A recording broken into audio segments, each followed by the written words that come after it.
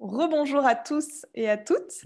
On est ravis d'être avec vous ce matin pour un webinaire sur le thème de l'engagement des collaborateurs. On va essayer ce matin de trouver quels sont les leviers que l'on peut activer pour renforcer l'engagement de ses collaborateurs. Et ce qui est très intéressant ce matin, vous allez le voir avec nos intervenants et nos intervenantes, c'est qu'on va avoir en fait deux angles, l'angle plutôt RH, l'angle plutôt RSE, et deux angles en fait très complémentaires. Donc c'est vraiment ça ce qu'on vous propose de partager ce matin. Alors pour commencer, je vais présenter nos intervenants. Donc on a d'abord Stéphane. Bonjour Stéphane. Hello à tous. Alors Stéphane, après plus de 20 ans de carrière comme directeur des ventes et business développeur dans le secteur du software, tu es d'ailleurs passé par Oracle et Microsoft, tu as souhaité allier ton engagement en faveur de l'environnement et ta passion pour la technologie en cofondant en 2019 avec Dominique Bizaoui Citizen Wave. Tu nous en parleras un peu plus, mais déjà Avec en petite plaisir. phrase d'accroche, Citizen Wave, c'est une plateforme tout en un qui aide les entreprises à accélérer l'engagement de leurs collaborateurs par le développement durable et la transformation sociétale. Tu confirmes? Tout un programme. Tout un programme, absolument. Et ben, merci Stéphane pour l'organisation de ce webinaire. On a aussi Vincent qui co-organise ce webinaire. Donc Vincent, toi, tu es fondateur d'Into the Tribe. Into the Tribe, c'est une start-up aussi qui est membre du Lab RH et qui aide les collaborateurs à mieux vivre avec le numérique. Donc Into the Tribe propose aux clients à ses clients des ateliers sur les thématiques liées à la qualité de vie au travail, donc par exemple la gestion du temps, les usages numériques, le télétravail ou encore la concentration. Et tu organises aussi avec tes clients des ateliers par exemple de team building, principalement à distance en ce moment bien sûr, et des conférences inspirantes pour booster l'engagement des collaborateurs et travailler aussi sur la cohésion d'équipe. C'est ça, Bonjour Vincent. exactement. Bonjour à tous. Et Florence, on a aussi Florence Bompay avec nous. Merci Florence d'être avec nous. Bonjour, merci. Et bonjour.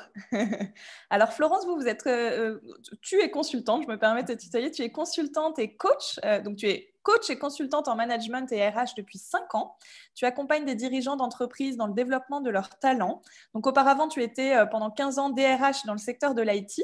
Et ce matin, tu es là pour nous partager des convictions fortes que tu as, notamment le fait que l'expérience collaborateur est un gage de performance dans l'organisation, qu'il est très important de reconnaître la valeur ajoutée du collaborateur dans les politiques RH et de mettre en place un management responsabilisant. Donc, tu nous en parleras un petit peu plus tout à l'heure. Merci beaucoup pour ta présence. Et en quelques mots, juste pour me présenter aussi, donc moi, je suis Lorraine Maillère, je travaille au sein du Lab RH, qui est une association qui fédère des entreprises innovantes dans le secteur des ressources humaines. Donc, on a à la fois plein de startups qui sont membres du Lab RH, dont Citizen Wave et Into the Tribe. Et donc, c'est pour ça que je suis ravie d'animer ce webinaire ce matin. Bienvenue encore à nouveau à toutes celles et ceux qui nous rejoignent. Le chiffre continue à monter, mais on va se lancer dès maintenant pour être sûr d'avoir le temps d'aborder tous les sujets passionnants qu'on voulait aborder ce matin. Alors peut-être quelques rappels avant de se lancer. On est vraiment évidemment dans un contexte qui est très particulier avec cette crise sanitaire. La crise sanitaire de la Covid-19 a bouleversé les modes d'organisation. Et la façon dont les Français s'organisent. On a énormément de Français en télétravail. Un Français sur 6 est en télétravail au moins un jour par semaine en ce moment. Donc les entreprises doivent bien sûr s'adapter, créer, recréer du lien. Et on se rend compte que finalement, cette crise accélère les prises de conscience. Et la quête de sens est vraiment très centrale, au cœur des préoccupations des Français et des Françaises. Il y a une aspiration massive chez les salariés que les entreprises donnent du sens à leur travail et leur permettent d'être utiles aux autres. Ça, c'est une information qui a été tirée d'un sondage Ipsos pour Saisie et les Échos et qui met vraiment en lumière cette volonté de trouver du sens dans le travail. Alors ce matin, ce qu'on souhaite aborder, c'est vraiment la question de comment est-ce qu'on peut réengager les collaborateurs dans leur travail, quels sont les leviers pour favoriser ça, avec, comme je vous le disais au début et pour ceux qui nous rejoignent, deux angles, l'angle RH et l'angle RSE. Alors, lançons-nous tout de suite. L'idée, c'est vraiment qu'on puisse demander à nos différents intervenants et intervenantes de nous partager leur regard sur cette thématique. Vous avez, vous, la partie Q&A. Vous avez aussi le chat. Si vous voulez nous poser des questions, n'hésitez pas. On aura un petit temps aussi, bien sûr, à la fin pour les prendre et pour pouvoir y répondre. Donc c'est parti, Stéphane. Je parlais justement de regard que tu portes sur cette situation. Plus largement, je voudrais commencer par te demander finalement quel regard portes-tu sur le monde de l'entreprise aujourd'hui? Alors d'abord, c'est tout un gros sujet, hein, donc je vais essayer d'être focalisé sur notre sujet d'aujourd'hui. Et je pense que l'entreprise, finalement, elle fait face aujourd'hui à de nombreux sujets et de nombreux enjeux majeurs. Mais j'en citerai 4 en particulier. Tu as commencé à en parler. Évidemment, il y a la crise sociale qui existe déjà depuis pas mal de temps et qui malheureusement est toujours larvée. Il y a évidemment le dérèglement climatique qui est dans les esprits maintenant de plus en plus des collaborateurs et du monde en général. La chute de la biodiversité également, qui fait son apparition parmi les thématiques finalement prioritaires des personnes, hein, et des entreprises. Et puis, il y a la crise sanitaire, tu as commencé à en parler, qui bouleverse véritablement l'écosystème en fait, de l'entreprise. Et donc, tous ces enjeux, finalement, sont aujourd'hui des catalyseurs finalement des challenges de l'entreprise en fait, et notamment au regard de la stratégie RSE. Et on peut citer finalement 3 phénomènes fondamentaux qui sont accélérés par ces enjeux. Tout d'abord, c'est les collaborateurs qui majoritairement ont pris conscience des risques liés à leur personne, hein, par rapport à ces nouveaux enjeux et ces nouveaux risques justement. Et donc, il y a beaucoup de ces collaborateurs qui ont fait un lien entre le risque pour leur vie et la responsabilité sociétale de l'entreprise. Donc ça, c'est super important. Et de facto, ils attendent de plus en plus que l'entreprise, finalement, se mette en action autour de ces sujets-là. Le deuxième élément, c'est que les collaborateurs ont été, pour la plupart, contraints, comme tu l'as dit, au télétravail. Ça a pu être, de prime abord, une aubaine pour certains et pour beaucoup finalement, mais en réalité, il y a beaucoup des collaborateurs qui se sont retrouvés un peu perdus, voire même certains en détresse psychologique, hein, d'isolement. Et en fait, ils ont encore plus ou moins pu ou su dissocier finalement leur vie personnelle et leur vie professionnelle. En fait, la limite est très difficile à faire. Le troisième élément, c'est que les collaborateurs demandent aujourd'hui à leur entreprise d'être écoutés et de participer à cette RSE que propose l'employeur. Il y a plusieurs études très récentes qui le démontrent et je citerai juste un point. C'est un élément, c'est l'enquête d'Insight sur l'économie positive et qui révèle que 87% des salariés français du secteur privé sont massivement prêts à s'engager. Et donc, il est important que l'entreprise prenne en compte ces éléments. Donc, l'entreprise, elle doit de manière urgente aligner sa stratégie avec ses enjeux de développement durable, parce qu'on parle de développement durable, en fait, et elle doit donc s'engager vers une transformation qu'on appelle sociétale profonde. On en a parlé également. Juste une toute petite précision, j'ai encore 2 choses à dire, c'est que le développement durable, ça inclut évidemment les sujets environnementaux, hein, liés à l'écologie, mais ça inclut également les sujets sociaux et économiques. Et c'est très, très important d'avoir ça en tête, que le développement durable pour l'entreprise n'est pas réduit simplement à l'environnement. Juste pour conclure, je dirais juste que l'entreprise qui faisait face, il y a encore quelques années, à ce qu'on appelle une problématique de qualité de vie au travail vis-à-vis de ses collaborateurs, aujourd'hui fait face à une nouvelle problématique qui est celle du sens donné au travail, pour toujours ses collaborateurs. Et pour moi, et je terminerai là, c'est vraiment le véritable nouveau challenge de l'entreprise d'aujourd'hui par rapport au sujet qui nous intéresse aujourd'hui. Alors, merci beaucoup Stéphane et merci aussi pour le rappel sur le développement durable. C'est vrai que c'est très important d'avoir en tête toutes ces dimensions. Alors, peut-être une question pour vous, cher public virtuel. Est-ce que vous voulez bien nous partager des idées, vous, que vous avez sur, finalement, est-ce qu'il y a des exemples d'actions que vous avez en tête qui permettent d'activer ou de renforcer l'engagement des collaborateurs? Hop, je vous mets la petite question dans le chat. Donc, n'hésitez pas dans le chat déjà à nous donner quelques idées. Et évidemment, on vous en partagera aussi. Mais c'est toujours intéressant d'avoir votre retour. Envoyer un sondage anonyme. OK, merci Christelle. La gestion de projet en mode agile. OK, Jennifer merci pour votre réponse. N'hésitez pas, voilà, à en partager dans le chat. Des entretiens en one-to-one, oui, effectivement. Un budget participatif pour les salariés sur certaines actions, super. Merci Anne. Camille nous propose de donner aux collaborateurs la possibilité de faire une action solidaire sur leur temps de travail. Absolument. Et dans la même veine, Cécilia nous parle aussi de mécénat de compétences. Super, donc là on a plein de réponses qui commencent à arriver, des activités sportives communes, des communautés RSE, à nouveau l'action du mécénat de compétences que l'on peut mettre en place en entreprise, des boîtes à idées, effectivement, pour récolter les idées des collaborateurs et collaboratrices, animer des ateliers de co-développement professionnel, mettre en place des Vie ma vie. Alors Linda n'a pas le contenu du chat. Linda, normalement c'est sur la droite. Vous devriez y avoir accès aussi. Alors, je lis les réponses à l'oral, comme ça, Linda, il n'y aura pas de frustration. Surtout un engagement des leaders, des partenariats avec des entreprises et des associations.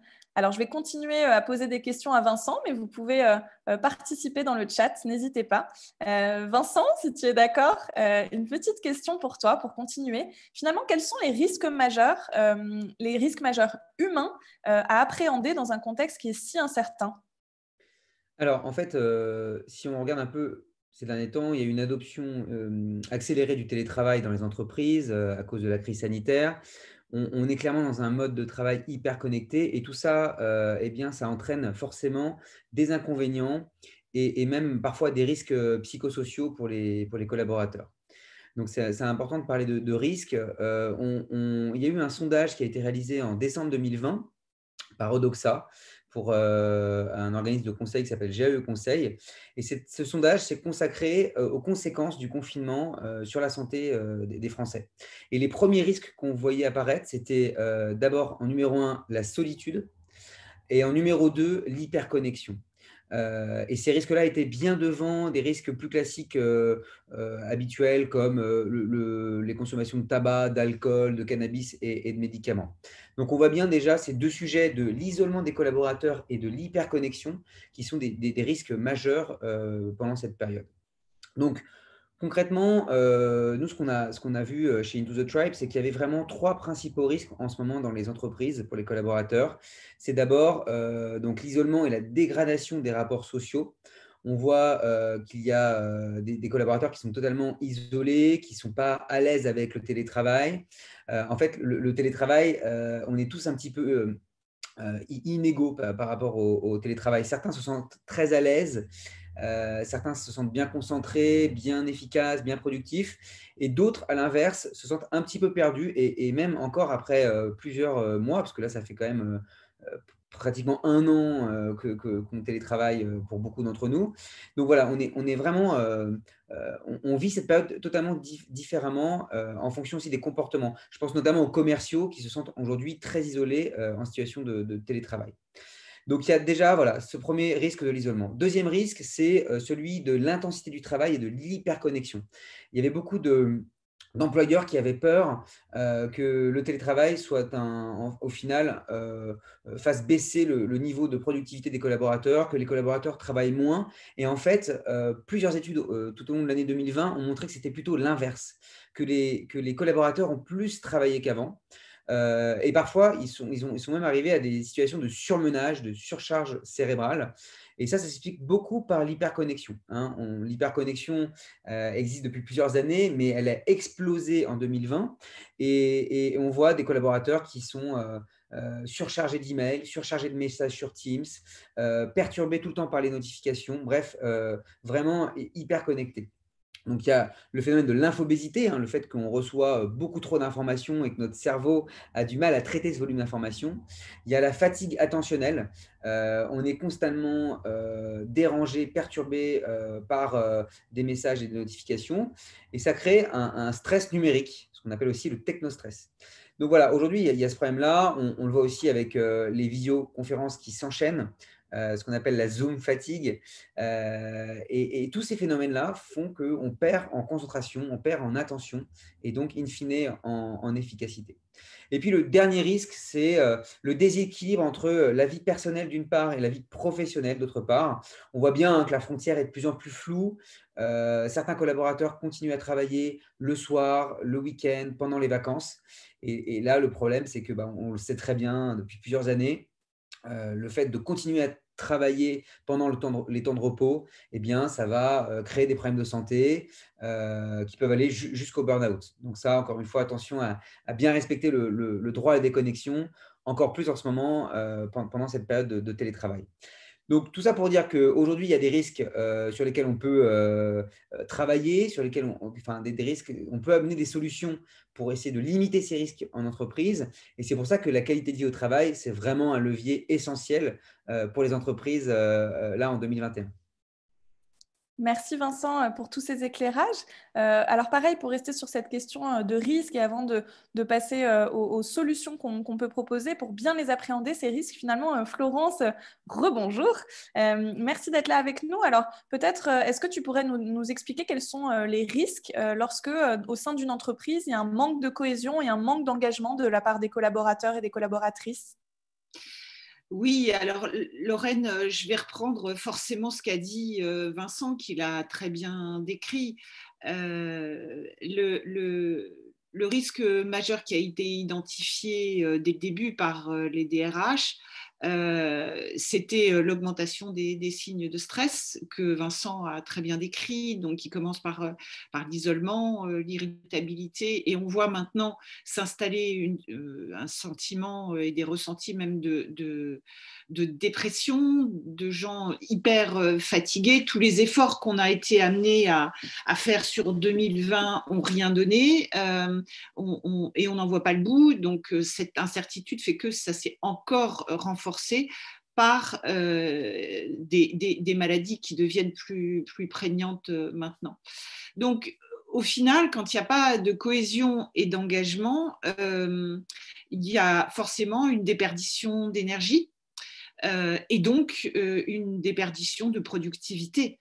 Et ça a été hyper bien identifié par les DRH depuis le départ, sans pour autant qu'il y ait de solutions apportées. Il faut bien dire qu'on avance tous en marchant. Donc, ce que je vois chez mes clients aujourd'hui, c'est que les RH et les managers, d'une manière générale, se sentent assez responsabilisés sur le sujet. Ils se rendent bien compte qu'il y a moins de cohésion et que leurs équipes sont moins engagées, mais ils se sentent souvent démunis là-dessus quand même. Et oui, effectivement, merci Florence pour ces réponses. Alors, pour info, pour ceux qui ne voient pas le chat, je vous propose qu'on bascule sur questions et réponses Q et R. Comme ça, a priori, vous devriez y avoir accès plus facilement et vous pourrez voir les réponses des autres. Alors, je vous propose de lancer un petit sondage pour compléter ce que nous disait Florence à l'instant. Finalement, à votre avis, quel est le taux moyen des salariés désengagés dans leur travail, pas engagés, désengagés dans leur travail? Est-ce que c'est 40%, 65% ou 90%? Voilà, je vois tout le monde commence à voter. Je rappelle que la question... Précisé en France. Parce que... En France. Tu as raison, Stéphane. Un petit indice, c'est on est particulièrement mauvais. Tu donnes quasiment la réponse, Stéphane, là. C'est parce que je vois qu'elle est à la peine. Et c'est une réponse d'une étude qui date de 2018, de Gallup 2018. Alors, on y va. Je vais mettre fin au vote pour qu'on ait le temps de voir. Donc, la plupart d'entre vous, 50% d'entre vous, pensent que c'est 65% des Français qui sont désengagés dans leur travail. Dans leur travail. Eh bien, sachez que la bonne réponse, c'est 90% des Français se disent désengagés dans leur travail en France aujourd'hui. Donc, alors, c'était une étude, comme je vous le disais, qui datait de 2018. Ce serait intéressant de la refaire cette année. suite à cette crise. Impressionnant. Kalir nous dit « Oh, waouh, effectivement, c'est énorme ». Donc voilà, on voulait vous partager effectivement ces chiffres qui sont assez impressionnants. Alors, Stéphane, pour continuer là sur nos discussions autour de l'impact des RH, de la RSE, est-ce que toi, tu peux nous expliquer quel serait le lien que tu fais justement entre RH et RSE sur ce sujet particulier de l'engagement? Et est-ce que tu peux nous parler, toi, de ta vision de la nouvelle RSE, s'il te plaît? Alors, j'ai 3 minutes pour parler de ça. Donc, en fait, la RSE, pour moi, elle doit être aujourd'hui décloisonnée. Alors, ça veut dire quoi? C'est qu'elle doit faire sa mue, finalement, elle doit se transformer. Et comme je disais un petit peu tout à l'heure, c'est un sujet qui doit mobiliser maintenant toute l'entreprise et qui doit en particulier jouer un rôle de plus en plus fort dans ce qu'on appelle la marque employeur. Il y a d'une part, d'un côté, les millennials, on en a parlé tout à l'heure avec une personne qui nous a rejoint, qui sont très très sensibles finalement à l'engagement RSE de leur futur employeur. Il y a toujours des études là-dessus et on pourra vous communiquer des chiffres plus précis. Et puis, au sein de l'entreprise même, les salariés sont en fait plus fidèles aux entreprises qui proposent justement des moyens d'agir pour le développement durable. Donc finalement, les RH se retrouvent directement impactés et ont donc la volonté d'agir sur ce sujet. Il y a un certain baromètre que beaucoup de DRH connaissent qui s'appelle Willis, enfin qui est publié par Willis, Towers et Watson, qui en 2020 a précisé que 53% des DRH ont à leur agenda 2021 le sujet de ce qu'on appelle l'expérience collaborateurs, salariés, et que 31% d'entre eux souhaitaient faire justement dans ce cadre-là la promotion de la RSE. Et c'est plus 10% par rapport à un an, donc l'année dernière. Donc on voit bien que c'est une tendance RH qui devient très claire, très forte et qui se dégage depuis à peu près 12-18 mois. Alors comment on fait ça en fait, hein, parce que c'est la deuxième partie de ta question, Lorraine. C'est en mettant ce que nous on appelle chez CitizenWeb une RSE collaborative. Alors, on n'a pas déposé le nom, hein, mais appelez-la RSE 2.0, 3.0, X.0, peu importe ce que vous voulez. Elle sera finalement cette RSE participative et contributive, en fait. Hein. À contrario de ce qu'on appelle toujours, qui existe toujours évidemment et qui est nécessaire, de la RSE de conformité ou de la RSE de compensation, en fait, qui sont les deux RSE qui ont été développés au sein des entreprises depuis un certain nombre d'années, mais qui finalement ne répondent plus absolument pas en fait aux nouvelles attentes des collaborateurs. Donc cette nouvelle RSE collaborative doit permettre à l'entreprise finalement, en particulier d'écouter ses collaborateurs sur le développement durable, de proposer des actions finalement concrètes, collectives, pertinentes, de les impliquer évidemment dans ces choix d'action et enfin de stopper ce qu'on voit encore trop aujourd'hui, le greenwashing, le purpose washing qui est en train d'arriver, et en misant davantage justement sur la valeur de l'entreprise autour de l'engagement des collaborateurs. Et si je peux résumer, les collaborateurs doivent définitivement maintenant faire partie intégrante de la stratégie RSE de l'entreprise. C'est nouveau. Et plus largement, alors c'est nouveau, dans la plupart des entreprises, il y a quand même des entreprises qui aujourd'hui sont quand même assez avancées en matière de RSE et qui ont déjà compris ça depuis un certain nombre d'années. Mais plus largement, la transformation sociétale de l'entreprise va vraiment être prégnante dans les prochaines années. En fait. Alors, merci beaucoup Stéphane. Effectivement, là, l'idée, ça va être de proposer aussi des solutions. Donc, la première que tu nous proposes, c'est de parler déjà de RSE collaborative. On a je vous rappelle que du coup, on échange, n'hésitez pas dans la partie Q&R à nous partager vos idées, vos commentaires. Et on a notamment Boris qui nous dit « Et concrètement, on fait quoi pour les collaborateurs ?» Donc, Stéphane, tu nous parlais de RSE collaborative. Florence, toi, est-ce que tu pourrais nous partager finalement ton expérience sur des solutions concrètes que tu as pu voir, que tu as pu mettre en œuvre pour favoriser l'engagement des collaborateurs? Qu'est-ce que tu pourrais nous partager, Florence? Déjà, le Yaka Faucon, l'incantatoire, ça ne suffit pas. Ça ne suffit pas de dire il faut associer les collaborateurs à la RSE. Ce n'est pas parce qu'on vous dit il faut que tu sois engagé, tu n'es pas assez engagé, que pour autant vous allez le devenir. Donc, pour moi, une des clés pour favoriser cet engagement et donc apporter des solutions, c'est de travailler sur la reconnaissance du salarié, du collaborateur dans l'entreprise. Si vous voulez avoir des collaborateurs engagés, eh bien, montrez-leur d'abord qu'ils sont uniques, qu'ils existent, qu'ils sont beaux, qu'ils ont une valeur à apporter, et reconnaissez ça de manière explicite. Et à ce moment-là, si vous êtes reconnu, si je suis reconnue comme collaborateur, avec mes talents, avec mes sources de motivation, mes moteurs, ce qui me fait bouger dans l'existence, dans ces cas-là, je pourrais avoir envie de m'engager.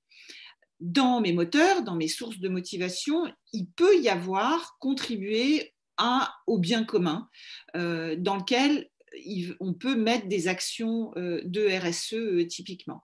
Alors, si je devais donner des cas concrets maintenant de ce que j'ai pu voir, j'accompagne un intégrateur SAP, c'est une boîte française qui aujourd'hui a 450 personnes, avec des valeurs qui sont très fortes, tournées vers l'humain. Ils les affichent, mais ils vivent aussi ces valeurs-là. Ils ont, pendant la pandémie, mis en place assez tôt une cellule d'écoute psychologique à disposition des collaborateurs. Et en fait, cette cellule, elle n'a pas été tellement utilisée. Mais le simple fait, il n'y a pas eu tellement d'appels au final, mais le simple fait de l'avoir mis en place, c'est une mesure qui a été de nature à rassurer les collaborateurs et à les engager. Je pourrais citer également alors autre chose, chez un éditeur de logiciels allemand, il n'y en a pas 36 000, mais chez lequel je travaillais en France, j'ai mis en place, quand j'étais DRH, donc ça date d'il y a un moment maintenant, des indicateurs de suivi du stress.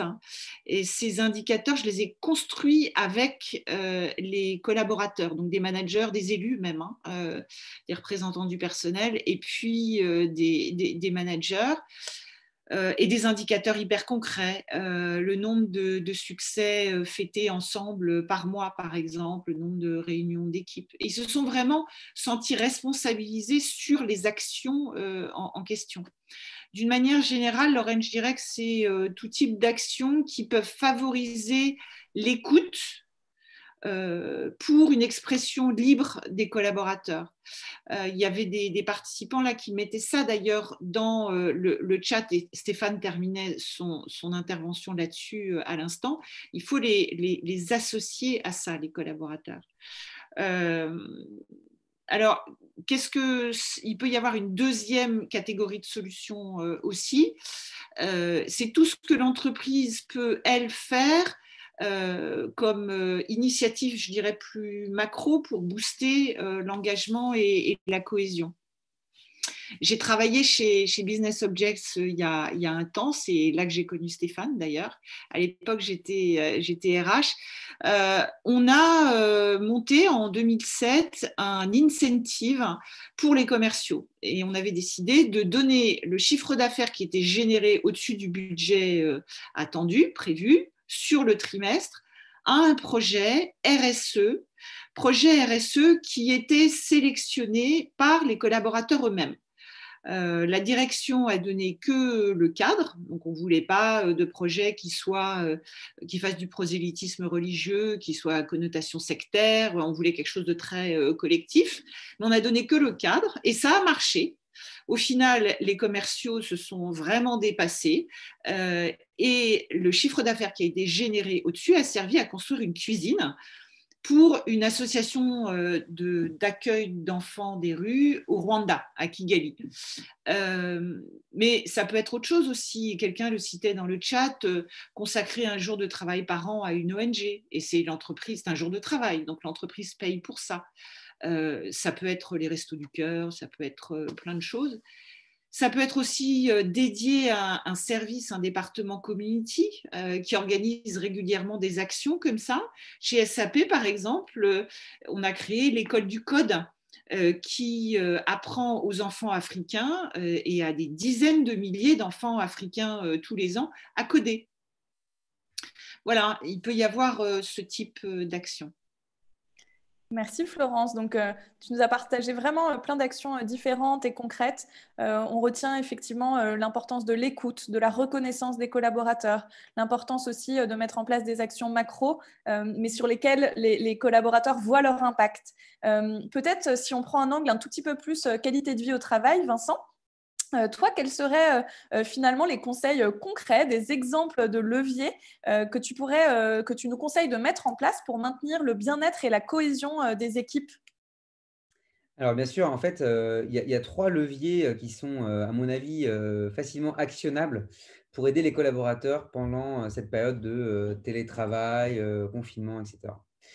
Nous, on a beaucoup réfléchi chez Into the Tribe à proposer, des leviers, simples à mettre en place, et clairement déjà la première chose, qu'on vous incite vraiment à mettre en place, c'est, pour aider vos collègues au quotidien dans leur travail, eh bien, continuer à les former, à les sensibiliser sur des thématiques très liées à la QVT. Donc, ça peut être des actions de formation, des ateliers, plus courts, sur des thématiques QVT. Et l'idée, c'est bien sûr d'augmenter leur bien-être pendant cette période quand même assez complexe.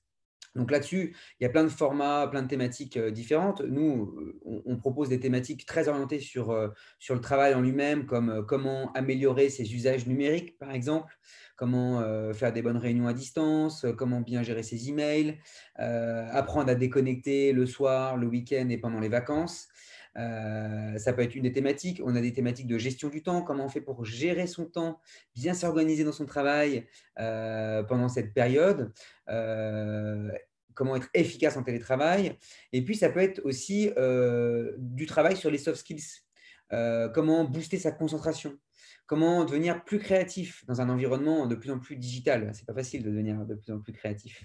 Voilà, l'idée, c'est déjà, voilà, première chose, de les former, de les accompagner. Et c'est ça qui va les aider, je pense, le plus au quotidien. Deuxième chose qu'on peut faire, deuxième levier qui serait facilement activable, c'est dans l'idée de les inspirer, de les rebooster, parce que là, je pense qu'en ce moment, les collaborateurs ont besoin d'inspiration et d'un coup de boost. Et bien pour ça, on propose des conférences inspirantes. Alors, ça peut être des conférences réalisées par des aventuriers, des aventuriers qui ont gravi le mont Everest. Ça peut être des aventuriers qui ont traversé le pôle Sud, des navigateurs qui ont fait le tour du monde en solitaire, des sportifs de l'extrême qui vont nous parler de comment on fait pour sortir de sa zone de confort et d'augmenter du coup ses objectifs. Là-dessus, j'ai vu tout à l'heure que Lucie de Critiseur était connectée. Typiquement, on a fait pour un de nos clients Critiseur une conférence avec une exploratrice qui s'appelle Tori James, qui nous a raconté, qui a raconté à tous les collaborateurs comment on fait pour atteindre un sommet, puisqu'elle a pu aller jusqu'au sommet du mont Everest. Et voilà, c'est ce genre de petites actions qui vont permettre d'inspirer et de rebooster les collaborateurs. Et puis un troisième levier, celui de la cohésion d'équipe, qui me paraît aussi très important aujourd'hui. Alors, nous, chez Into the Tribe, on est spécialisé sur la cohésion d'équipe depuis maintenant 5 ans. On avait plutôt l'habitude de faire des séminaires en extérieur, totalement déconnectés, en pleine montagne ou à la mer. Malheureusement, aujourd'hui, on est obligé de s'adapter à cette situation de télétravail. Et donc, on peut quand même proposer des team building à distance. Pour être très franc avec vous, ce n'est pas aussi puissant qu'un séminaire en pleine montagne, mais ça a quand même l'avantage de recréer du lien, de faire en sorte que les participants coopèrent, communiquent à fond. Et ça, c'est déjà un premier pas. Donc là, il y a plein de jeux. Ça peut être des escape games, des murder parties, des quiz, des blind tests. Bref, on a toute une gamme de team building pour toute taille de groupe, tout budget, etc. Et ce qu'on voit déjà chez nos clients, c'est qu'en 1 heure, 1 heure et demie, déjà, on a réussi à recréer du lien, on a réussi à mettre de la cohésion d'équipe. Et certains clients nous rappellent chaque mois pour refaire un nouveau team building, pour continuer à créer du lien chaque mois dans les équipes. Donc voilà, c'est certains leviers. Alors oui, bien sûr, là, je parle de ceux qu'on propose nous, mais il y en a plein d'autres. Et clairement, il y a plein d'idées, plein de jeux, de team building qu'on peut faire à distance. Mais voilà, je pense que déjà, pour résumer, faire de la formation, former, accompagner vos collaborateurs, essayer de les inspirer et de les rebooster en cette période hivernale qui est quand même assez compliquée. Et puis, faire des petites actions de team building pour créer de la cohésion d'équipe. Merci Vincent pour ce petit résumé aussi à la fin pour qu'on ait bien les idées en tête. Alors, Lucie témoigne dans le chat en disant qu'effectivement, elle confirme que c'était vraiment inspirant et que les collaborateurs en parlent encore. Et d'ailleurs, Lucie a fait parler à tous les conférenciers et les participants. Donc, à mon avis, vous devez voir la réponse de Lucie. N'hésitez pas à faire pareil. En tout cas, Vincent, effectivement, cette cohésion d'équipe à distance, le risque, c'est de se dire si c'est un peu moins bien qu'en présentiel, autant pas le faire. Là, c'est le contraire que tu nous partages. C'est plutôt de dire, en fait, il vaut mieux le faire à distance parce que sinon, c'est nier le fait que c'est extrêmement important de conserver de la cohésion dans les équipes, même à distance. Alors, vous l'aurez compris, il y a vraiment un lien entre RSE, QVT, et RH de manière plus générale. Florence, si on reprend l'angle un peu plus RSE, finalement, quelles sont les attentes des collaborateurs en matière d'engagement RSE?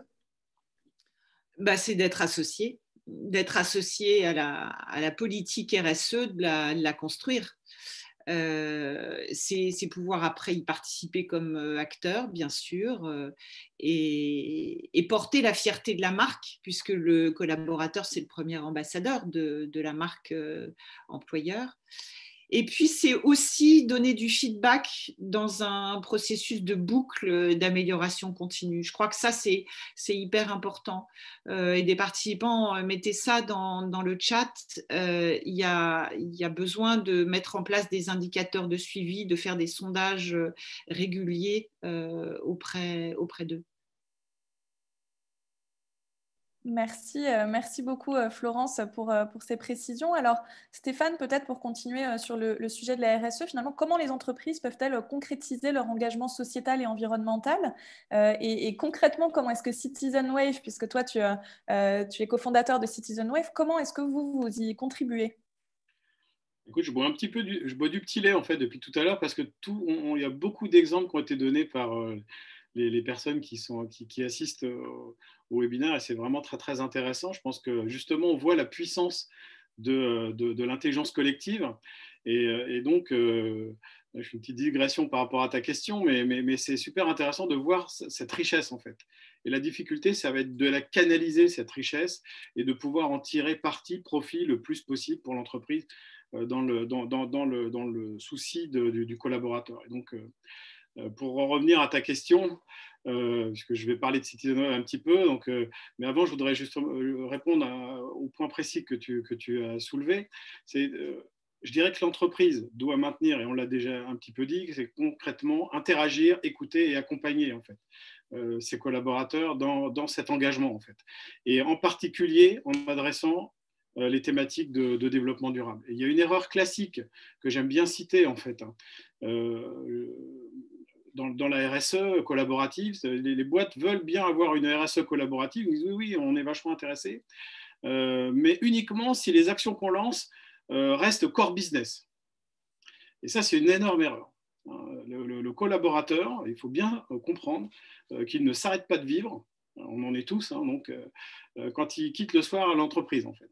Il est également citoyen d'une ville, il est également consommateur, et donc il a d'autres interactions. Et le développement durable, ça ne s'arrête pas aux portes du business de l'entreprise. Et du coup, le collaborateur s'attend à ce que l'entreprise l'accompagne, en fait, à la fois dans le cadre strict de l'activité de l'entreprise, évidemment, mais pas uniquement, également dans un cadre hors professionnel. Et il y a pas mal d'études qui démontrent ce fait-là. Et donc, l'entreprise a un devoir qui va bien au-delà de son core business, c'est un devoir sociétal, en fait. Et donc, elle doit être en mesure de proposer toutes ces actions dont on parle depuis maintenant pratiquement 3/4 d'heure. C'est des actions concrètes, c'est des actions collectives, c'est des actions sur le terrain ou en numérique, comme le disait Vincent. Et elles doivent être pertinentes par rapport finalement à ce qu'attendent les collaborateurs. Alors, pour y arriver, il faut évidemment... il y a une certaine époque, en fait, pour y arriver, il faut outiller. J'allais dire qu'à une certaine époque, en RH, on faisait peut-être il y a quelques années, on a eu besoin de s'outiller pour vraiment professionnaliser à mort et rendre plus efficace la fonction RH. Eh bien, aujourd'hui, je dirais que la fonction RSE a besoin également d'outillage plus vaste et plus puissant pour justement favoriser cette concentration d'action et son efficacité, en fait. Et chez CitizenWave, justement, on propose un chemin pour y arriver, en fait. Et CitizenWave propose finalement une application, donc on dit que c'est la première, évidemment, pour accélérer la cohésion et l'engagement des collaborateurs par le développement durable, en agissant donc justement concrètement sur les enjeux sociétaux et environnementaux liés à l'entreprise et aux collaborateurs. Et la finalité, finalement, c'est toujours de renforcer la marque employeur en développant ce sentiment d'appartenance et de répondre finalement à cette quête de sens des collaborateurs. Et notre application, elle va justement fédérer tout ça, elle va réunir en un seul point toutes les toutes les actions concrètes finalement autour du développement durable, de la QVT qui sont proposées par l'entreprise et que proposent les collaborateurs. Donc le contenu, il provient de l'entreprise, mais également du collaborateur, des partenaires de l'entreprise et des partenaires de CitizenWave. Et on voit là apparaître les parties prenantes en fait, qui peuvent être également de la partie et engagées par l'entreprise dans cet engagement dans cette transformation qui est un peu plus globale en fait. Et donc la plateforme permet d'encourager la participation, la créativité, le partage d'expériences par équipe sur les différentes actions qui sont menées. Et surtout un point fondamental, et là je parlerai aux entreprises qui font déjà beaucoup de RSE, il y a les grandes entreprises avec la RSE de conformité ont été obligées d'avancer sur ces sujets-là, c'est qu'il faut arriver à tirer les meilleurs résultats de ces expériences. Et en fait, la plateforme permet justement de mesurer, de classifier, de faire des analytiques, comme on appelle ça en bon anglais, sur justement les performances de toutes ces actions par rapport aux objectifs de développement durable et par rapport aux thématiques de développement durable que s'est fixé de développer l'entreprise. Voilà. Donc ça, c'est super important, c'est très concret et ça permet finalement d'accélérer la mise en place de cette RSE dite collaborative. Voilà. Pour résumer, je voudrais juste, alors on a certains leviers, franchement le temps nous manque et donc je vais passer rapidement. Pour résumer, je dirais que l'entreprise doit maintenant s'outiller pour mettre en œuvre et accélérer sa transformation sociétale, et qu'en choisissant d'utiliser CitizenWave ou d'autres solutions innovantes, les entreprises pourront réellement engager une RSE collaborative simplement, efficacement et rapidement. Alors, en préparation, Stéphane, tu nous partageais aussi quelques chiffres sur le pourcentage de Français qui ne veulent plus rejoindre en fait d'entreprises qui n'ont pas un engagement sociétal ou environnemental fort. Je te propose peut-être de mettre ces chiffres dans le chat pour que on puisse continuer à partager des actions concrètes. Alors Vincent, peut-être si tu veux bien, quelles seraient les solutions que tu pourrais nous proposer pour favoriser l'engagement des collaborateurs dans un monde qui est hyper connecté, tu nous le disais plus tôt, et où le travail à distance est généralisé? Et pour info, je vois les questions dans le chat. C'est pour ça, voilà, on vous propose d'avancer un peu pour avoir un peu de temps à la fin pour répondre à vos questions. Ou alors, Stéphane, Florence, Vincent, si vous voulez commencer à répondre dans le chat, n'hésitez pas. Vas-y, Vincent, dis-nous. Alors effectivement, très bonne question, puisque aujourd'hui, on vit dans un monde hyper connecté, le télétravail est généralisé. Et déjà, pour favoriser l'engagement des collaborateurs, je pense que la première chose à faire, c'est déjà de les accompagner sur cette thématique des usages numériques, qui est à mon avis centrale. On le voit bien, aujourd'hui, un cadre passe 4 à 5 heures par jour sur ses emails. C'est quand même une énorme partie de son temps de travail. Et la question des usages numériques, pour moi, elle est centrale. Alors, il y a plusieurs solutions. On pourrait aussi créer un environnement de travail qui serait orienté vers le bien-être numérique. On pourrait encourager des sas de déconnexion, des réunions sans ordinateur, sans téléphone. On pourrait limiter les envois d'emails à la journée de travail uniquement et bloquer les serveurs entre 20h et 8h du matin. Il y a plein de solutions techniques qui peuvent être mises en place. L'idée, ça va être d'essayer déjà de bien les former, les sensibiliser. Encore une fois, je reviens là-dessus, mais je pense que la formation, c'est le point de départ en fait, pour aider les collaborateurs sur cette thématique de l'hyperconnexion. Donc ça, c'est une thématique que nous, on a chez To The Tribe, sur laquelle on travaille depuis 5 ans. C'est un peu l'ADN même de notre entreprise. Et pour moi, la première étape, voilà, c'est déjà de sensibiliser sur l'hyperconnexion vos collaborateurs. On l'a vu, c'est un des principaux risques en ce moment en entreprise. C'était un risque qui existait déjà avant la crise. Ce n'est pas nouveau. L'hyperconnexion, elle ne date pas de 2020. Mais par contre, on voit bien qu'elle a explosé en 2020. Et donc, On travaille sur cette thématique des usages numériques avec beaucoup de clients aujourd'hui. Je peux citer là, deux de nos derniers clients. On a travaillé avec Altaria, avec BNP sur cette thématique et on leur propose des ateliers spécialisés sur cette thématique de l'amélioration des usages numériques, que ce soit en télétravail et au bureau, puisque de toute façon, on va se diriger vers un modèle hybride. Donc, autant bien travailler sur les deux modèles.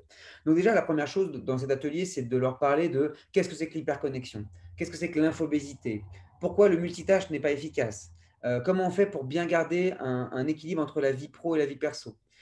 Quelles sont les conséquences de l'hyperconnexion sur notre cerveau, sur notre santé et puis plus largement sur notre qualité de vie au travail.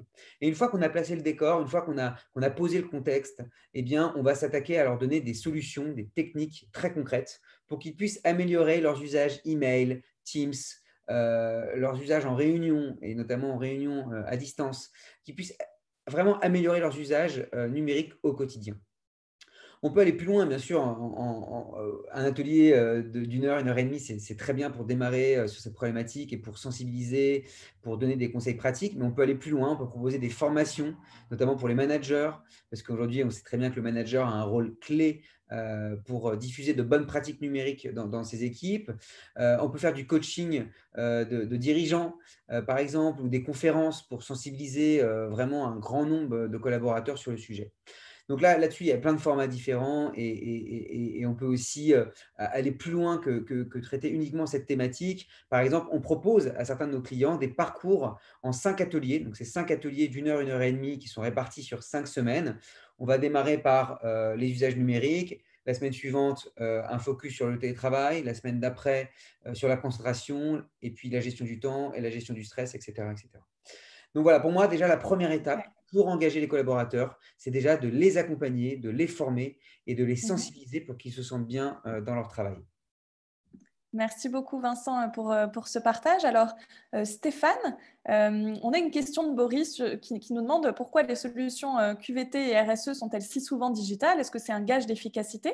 Et puis moi, peut-être pour compléter, je voudrais savoir finalement comment la technologie peut accompagner l'entreprise dans une démarche de RSE plus participative.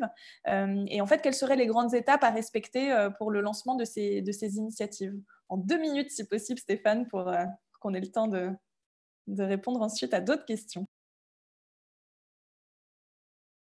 On ne t'entend pas, ton micro est désactivé, Stéphane. Super. C'était content si tu suivais, Lorraine. Je suis. Donc, je vais essayer de faire super court, parce que c'est vrai qu'on est en retard. En fait, je ne vais pas reprendre tous les points qu'on a tous cités, parce que je pense qu'il s'est revenu et on a tous compris malgré tout que ce n'était pas évident de mettre ça en place. Et la technologie, effectivement, ça va permettre de gérer la complexité finalement, parce qu'il y a une certaine complexité dans la mise en place de ces actions qui sont très concrètes finalement, et comment les coordonner dans le temps, produire un calendrier éditorial finalement de ces actions, comment en suivre l'impact. Et la technologie justement doit permettre de mettre en place beaucoup plus vite, de façon beaucoup plus cohérente et beaucoup plus efficace ces différents éléments donc on a cité depuis presque 1 heure. Ce que je voudrais juste rajouter par rapport à ce que disait Vincent, parce que en fait on travaille ensemble avec Into the Tribe, donc en fait on est hyper connecté avec Vincent, connecté techniquement, technologiquement, mais également dans notre vision. Et en fait, avec Citizen, on a poussé le concept d'expérience collaborateur. En fait. Et on a déterminé finalement, et on propose aux entreprises, au travers de la plateforme CitizenWave, qu'elles fassent vivre en fait à ses collaborateurs 5 types d'expériences un peu différents, qui soient immersives et qui leur permettent de finalement renforcer leur engagement. Et je voudrais juste les citer très vite. Ces 5 types d'expériences immersives, c'est quoi? C'est le faire savoir, c'est sensibiliser. Donc faire savoir, c'est très très proche de la formation, c'est pour ça que, ou de la sensibilisation, c'est pour ça que je fais le pont avec ce que disait Vincent, c'est sensibiliser, c'est impliquer, c'est activer également la créativité. Et donc, c'est important d'avoir des actions pour activer justement cette créativité et développer l'intelligence collective. C'est challenger par équipe, donc c'est aussi rajouter de la gamification. Et tout ça, c'est plus facile et c'est plus cohérent si on arrive à faire ça autour d'une seule et même plateforme. Et puis, le dernier point, et Florence en a beaucoup parlé également, c'est prendre le pouls des équipes. Et pas de façon juste disparate, c'est au fur et à mesure sur tous les sujets. Ça doit devenir finalement un entraînement en continu de prendre le pouls des équipes et de pouvoir améliorer et je dirais transformer, modifier progressivement sa stratégie RSE en fonction des ressentis des collaborateurs. Si vous voulez qu'on développe davantage ces expériences, je vous engage à nous contacter derrière, évidemment après ce webinaire, et on se fera un plaisir de vous en parler plus concrètement en one-to-one. Et juste pour terminer, sachez que CitizenWeb propose des contenus dans la plateforme qui permettent justement d'engager les collaborateurs. Avec Vincent, on travaille justement au développement de plein de contenus qui sont évidemment autonomes et qui peuvent être intégrés justement à la plateforme CitizenWeb d'Into the Tribe. Et on est en train actuellement de lancer une nouvelle offre, donc un nouveau pack de contenus qui adresse justement les problématiques liées à la crise sanitaire qu'on traverse actuellement et qui a été développé donc en partenariat avec un certain nombre de partenaires, dont Into the Tribe. Et donc, ce pack permet à une entreprise, au travers de CitizenWeb, d'animer, si j'ose dire, l'entreprise autour de justement cette thématique bien spécifique pendant entre 6 mois et 1 an, en fonction de la quantité d'informations et d'échanges que l'entreprise souhaite faire phosphorer dans l'entreprise. Ce pack s'appelle « Co-construisons notre entreprise de demain ». Tout un programme. Merci Stéphane. Et Vincent, tu voulais rajouter quelque chose? Non, c'est bon. C'est bon? Ok, super. Effectivement, là, c'est l'apéritif, hein, ce webinaire. Vous aurez évidemment l'occasion de reparler avec Stéphane, Vincent, Florence, ensuite, si vous le souhaitez. On va encore prendre quelques minutes pour poser une ou deux petites questions. Et puis après, pour ceux et celles qui souhaitent rester 5 minutes de plus avec nous, on pourra répondre à des questions que vous nous posez aussi. Alors, merci à Maëlys qui dans le chat nous rappelle aussi l'importance de la pluridisciplinarité des métiers RH, psycho du travail, managers, qui ont vraiment leur rôle à jouer pour donner du sens. Alors Florence, tout à l'heure, tu nous partageais l'importance d'associer les collaborateurs à la démarche, de les écouter, de valoriser aussi leurs différences pour vraiment les reconnaître. Est-ce que néanmoins, tu pourrais nous partager ta vision sur les écueils à éviter quand on essaye de mettre en place ce type de stratégie? J'en ai déjà parlé, je ne m'étendrai pas trop dessus. Faire du top-down, pas donner la parole aux collaborateurs, faire du greenwashing, faire des coups marketing pour booster la marque employeur, ça c'est des écueils. Et puis peut-être celui sur lequel par contre on peut insister, c'est que l'écueil serait de s'adresser qu'aux collaborateurs en CDI. L'entreprise, elle est plus fermée sur elle-même aujourd'hui. Il y a des intérimaires, il y a des personnes en CDD, il y a des prestataires, il y a des partenaires, il y a des clients, il y a des fournisseurs. Et en fait, le projet RSE sera d'autant plus engageant pour les collaborateurs de l'entreprise qu'il associera toutes les parties prenantes. Donc moi, j'aurais tendance à dire et à faire en sorte que le projet ou les projets sur lesquels on va travailler associent toutes ces parties prenantes. Donc là, ce n'est pas un écueil, c'est plutôt peut-être une piste de solution pour l'avenir. Effectivement, merci Florence de rappeler l'importance d'une dimension écosystémique, finalement, un travail en écosystème avec toutes les parties prenantes et pas uniquement celles qui sont internes à l'entreprise. Peut-être dernière question pour toi, Vincent, si tu es d'accord. Comment est-ce qu'on peut réinventer finalement ces leviers d'engagement qui sont très axés ressources humaines, qualité de vie au travail, pour qu'ils intègrent de plus en plus, qu'ils soient orientés de plus en plus RSE? Alors, je vais essayer de faire très court parce que je vois qu'on arrive bientôt à la fin du temps imparti, mais globalement, je pense qu'il faut repenser toute sa stratégie d'entreprise en incluant la RSE dans les projets, dans les leviers, etc. Nous, par exemple, on y travaille beaucoup chez Into the Tribe et on propose de plus en plus à nos clients des solutions qui vont intégrer cette partie RSE. Par exemple, là, on fait depuis 6 mois maintenant un atelier spécialisé sur la sobriété numérique et comment mettre en place des éco-gestes pour limiter la pollution qu'on a lorsqu'on utilise les écrans, Internet, ses emails, etc. Typiquement, donc ça, c'est des choses qu'on peut faire dès aujourd'hui, puisqu'on on peut faire ces ateliers à distance. On propose aussi un escape game. Tout à l'heure, je parlais de la cohésion d'équipe à distance. On propose un escape game à distance qui s'appelle Local Project et qui va mettre en valeur des projets environnementaux, des projets de tradition locale, etc., etc. Donc ça, c'est ce qu'on peut faire déjà tout de suite. Et puis, dans un deuxième temps, ce qu'on va proposer, nous, à nos clients par la suite, c'est bien sûr de les redéconnecter, de les remettre en pleine nature lors de séminaires. Et puis, on leur proposera des séminaires, donc Digital Detox, bien évidemment. Je pense qu'on aura tous besoin de déconnecter et de se retrouver au vert après cette période quand même très complexe. Et puis, on va intégrer vraiment la démarche environnementale dans ces séminaires. On va proposer des bus électriques pour acheminer les participants, des traiteurs et des restaurants qui font du bio et du local. On va favoriser des hébergements éco-responsables, etc., etc. Donc, nous, à notre niveau, on met en place cette démarche RSE environnementale et je pense que chaque entreprise peut repenser un petit peu ses services pour en faire de même. Merci Vincent. Effectivement, ça commence par nous, donc commençons par incarner effectivement ce qu'on prône. Alors, on arrive à la fin des questions qu'on avait prévues pour ce webinaire. Donc, pour ceux qui en sont déjà à la Zoom fatigue dès midi, eh bien, merci beaucoup de nous avoir suivis. Pour celles et ceux qui souhaitent rester encore 5 minutes de plus avec nous, on vous propose de prendre quand même une ou deux questions parmi celles qui sont passées sur le chat.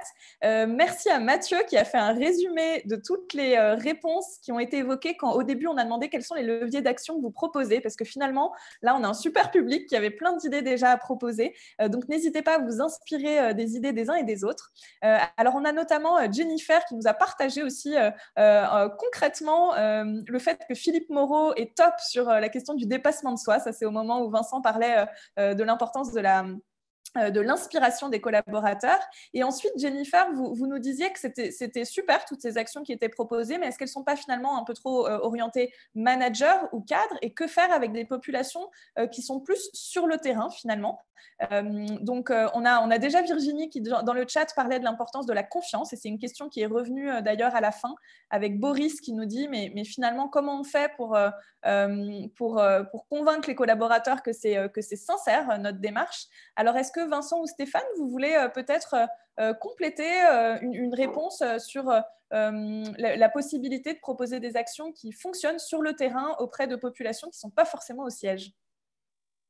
Alors justement, je vais essayer de répondre en quelques minutes, et puis Vincent, tu compléteras. Mais avec CitizenWeb, on a pris le parti du mobile first, en bon anglais. Donc, ça veut dire que l'application a une déclinaison mobile qui permet justement, finalement, aux collaborateurs qui, aujourd'hui, quasiment tout le monde a un smartphone, d'accéder de façon sécurisée à l'ensemble des informations et des actions, des animations que propose l'entreprise et ou les collaborateurs au sein de la plateforme CitizenWeb dans le cadre justement du développement durable. Donc, il y a cette facilité d'accès en fait à l'information et cette facilité d'interagir, et ça c'est super important. Et c'est d'autant plus vrai ça quand il y a des pays, quand l'entreprise est présente dans plusieurs pays. Là, il faut effectivement que l'application soit multilangue, et c'est le cas de CitizenWeb.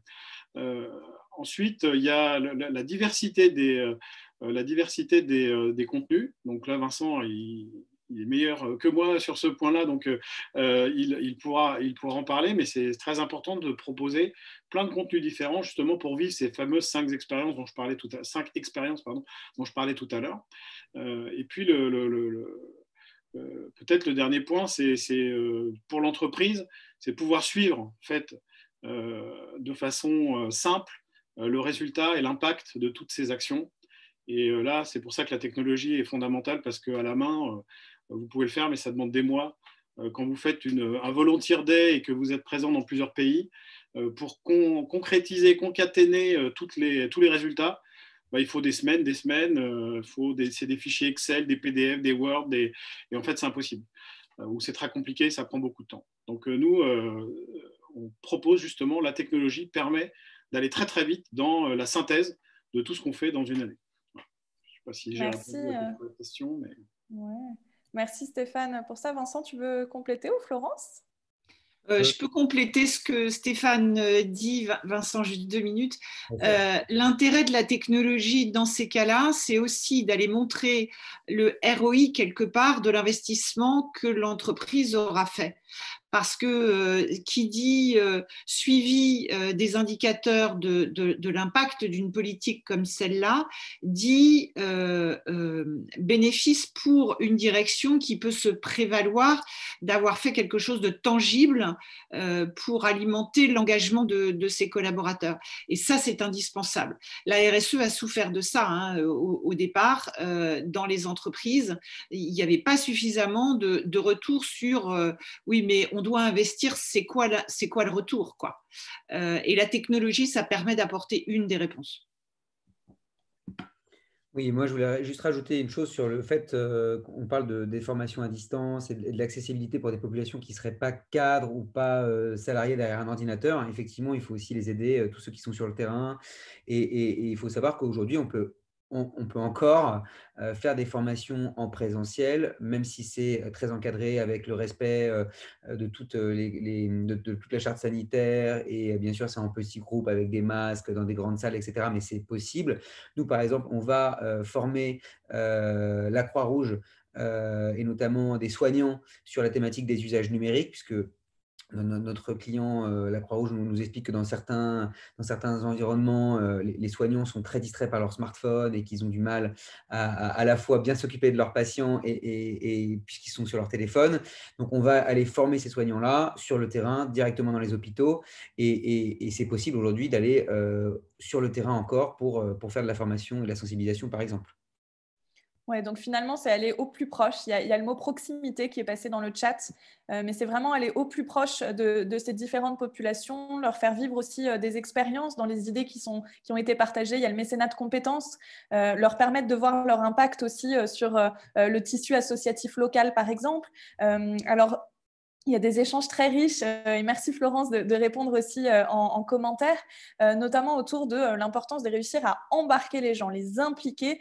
Et c'est vrai que ça peut être fatigant parfois pour certains de toujours lancer les initiatives et que ce soit toujours les mêmes qui suivent. Donc effectivement, dans les bonnes pratiques, il y a l'idée de commencer par un petit groupe et attendre que ça fasse effet boule de neige. L'importance de la communication, l'importance effectivement de l'accès à l'information, comme nous le disait Stéphane, l'importance de la confiance, on y revient, mais la confiance, et enfin l'importance de l'exemplarité aussi. Alors, c'était intéressant, Quentin, vous disiez dans le chat qu'on aimerait bien que ça vienne, que ce soit plus bottom-up que top-down. L'idée, c'est peut-être de se dire que c'est les deux finalement. Quelles sont les idées qui viennent du top management et qui montrent qu'on incarne ce changement, cette envie de faire évoluer l'entreprise vers plus de RSE et vers une RSE collaborative, comme le disait Stéphane, et vers la prise en compte de tous les enjeux de qualité de vie au travail dans l'entreprise, et aussi le côté bottom-up avec tout ce que nous a partagé notamment Florence sur l'écoute des collaborateurs, la prise de parole des collaborateurs ou encore la reconnaissance des collaborateurs. Et bien sûr, on se rend compte qu'il y a l'importance de la formation là-dedans. On en a beaucoup parlé. Alors, merci beaucoup à toutes et à tous. Est-ce que ça vous va ? Je m'adresse à Stéphane, Vincent, Florence, si on clôture ce webinaire. Oui, c'est très bien. Et puis voilà, n'hésitez pas à nous contacter. Oui, n'hésitez pas à nous recontacter. Voilà, vous avez alors, des coordonnées. Effectivement, là, normalement, vous avez sur l'écran le à vos questions qui s'affiche et le à vos questions, on vous propose de prendre vos questions à emporter et puis de recontacter du coup Florence, Vincent et Stéphane.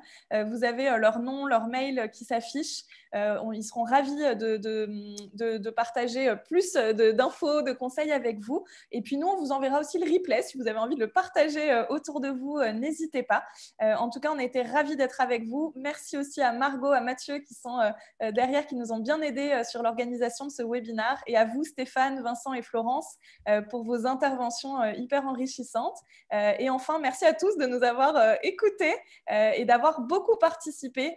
Donc c'est super, on était ravis d'être avec vous. Belle journée à tous et à toutes.